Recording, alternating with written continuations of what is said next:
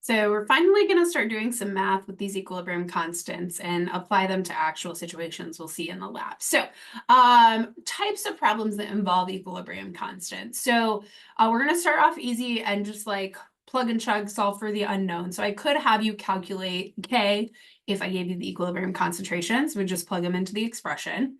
Or I could have you find an unknown concentration if you did know K. Which again, both of these happen in the lab all the time. Maybe I know the concentration of one thing, I can actually find the concentration of another if I look up its equilibrium constant. All right. So these are pretty straightforward, but again, breaking down the problems is probably the hardest part of this course, the word problem. So make sure that you read thoroughly and you know what's an equilibrium, what's not, because it does matter. So the first one says calculate Kc given equilibrium concentrations of all reactants and products. So you could only calculate K if you have all of the concentrations, but the key word here is at equilibrium. Okay, they have to be at equilibrium. So in example 5, it says at equilibrium. That means I can plug them into K to solve. So I've got a reaction here. If I were to write the K equation, I would write K is product, so CH4 times H2O over CO times H2 cubed. And then I have all of the equilibrium concentrations, so I'm just going to plug those in. So I got 0.25 molar, 0.0060 molar. Make sure you put everything in the right place, 0.20 molar and 0.12 cubed. Okay, a really common mistake when we're doing these types of reactions is messing up order of operations in your calculator. So make sure you multiply these, make sure this is cubed and that's the only thing that's cubed and these are multiplied and then this divided by this. So if you type it into your calculator correctly, you should get 4.3. So I highly recommend typing that into your calculator now to make sure that you can use it appropriately to get the right number. Otherwise, you really have to watch your order of operations and your parentheses and things like that. Okay.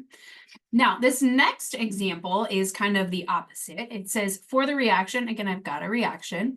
Anytime you've got an equilibrium reaction, you should probably just go ahead and write the K equation, right? So this is one's going to be NH3 squared over N2 times H2 cubed, okay? Value of, okay, we're doing Kp. Guess I should have done partial pressures, but that's okay.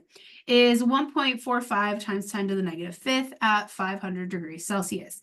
Now, you might be wondering why I told you the temperature, and the reason is because right, different temperatures have different K values. If you heat it up, sometimes reactions will go more to products or less to products, depending on the temperature. So we don't actually need the temperature in any of our calculations right now.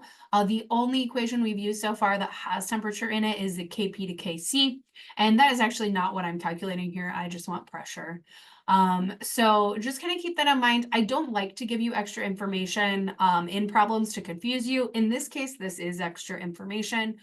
Sometimes I'll say at a specific temperature, so you don't think you have to include it. But in this case, we actually don't need that 500 degrees Celsius.